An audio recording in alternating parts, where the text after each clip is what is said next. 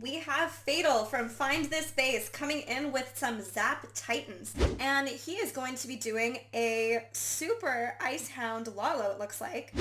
Hello. So in today's video, we are going to be showcasing two replays of an ESL base built by Pekkachu. So Pekkachu is personally one of my favorite builders. They always hold up so well, and I cannot wait to show you these two defenses that I have right here.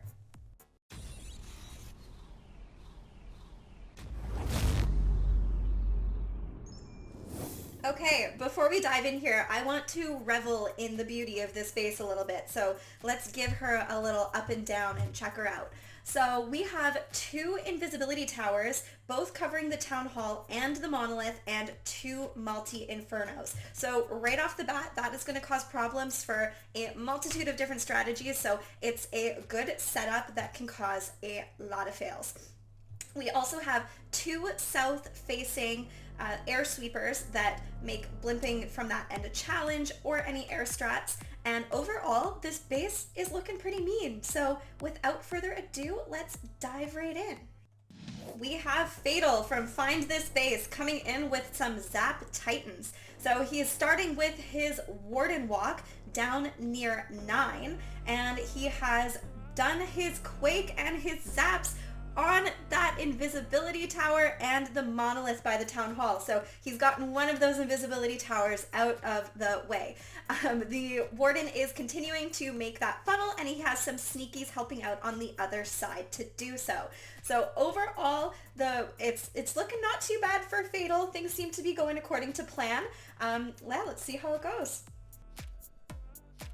All right, Baby Dragon to assist with what the Warden did not get. And we have a bunch of headhunters coming out of the CC and some of the CC troops. He drops a Rage on the Warden to get him all healed up, and he survives. He drops a Ice Golem down in that corner to help tank for the Warden, but lo and behold, there is a spring trap, and he did not make it far. So the Queen has also been dropped along with the Titans to assist, and the Warden is about to go down. The healers had abandoned the Warden there for a second and switched over to the Titans, and the Warden ability had to be used. Everything was just taking too much damage. We have the CC troops that have now come out, another headhunter, and the Hound, the Hound that came out. The Titans luckily did disintegrate it, so that worked out. And you will notice this is a little bit different than what we normally see, but he's using a wall wrecker to go towards the town hall.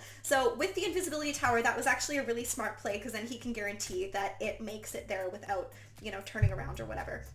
So there are sneaky goblins in the wall wrecker, and they do get the town hall, but they don't do much aside from that. We have the Titans walking around the base, completely avoiding the core. That was probably due in part to the lack of jump spells into the core there, but that might have been intentional because he's using the RC to go in there, but there are a bunch of ground skellies that are distracting the RC, and she's taking heavy damage from that expo there. I don't know if you saw, but yeah, the Eagle was on a hair of health. Luckily, she did get it down, but there are no other troops left.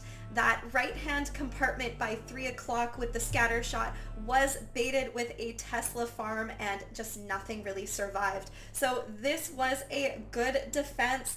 It made pathing a challenge, and it held up against a pretty inventive, pretty good Zap Titans attack. So nicely done for our first defense.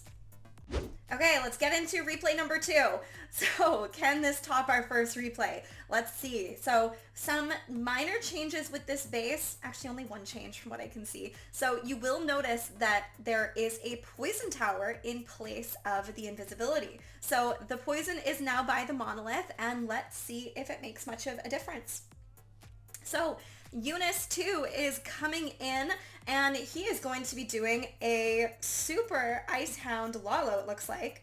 So, with a super Archer Blimp. So we got super Archer Blimp Lalo with an Ice Hound, and he is going ballsy right from the 6 o'clock corner, and he is going to hope and pray that there is no tornado trap there. So he is full sending right down that core. The blimp is collecting some mines and bombs, which is good for him, and luckily he does not hit a tornado. So I think he makes it to where he was hoping, but that invisibility spell, that or invisibility tower, sorry, is potentially going to cause a 1-star, especially with those heroes. If those heroes or if those super archers lock onto those heroes, that could just waste too much time, and it looks like that is exactly what's going to happen. So the archers are not paying attention to the town hall. They've spent too much time getting those heroes down, and they switched their focus to the expos. With the town hall now locking onto those super archers, they just could not do it.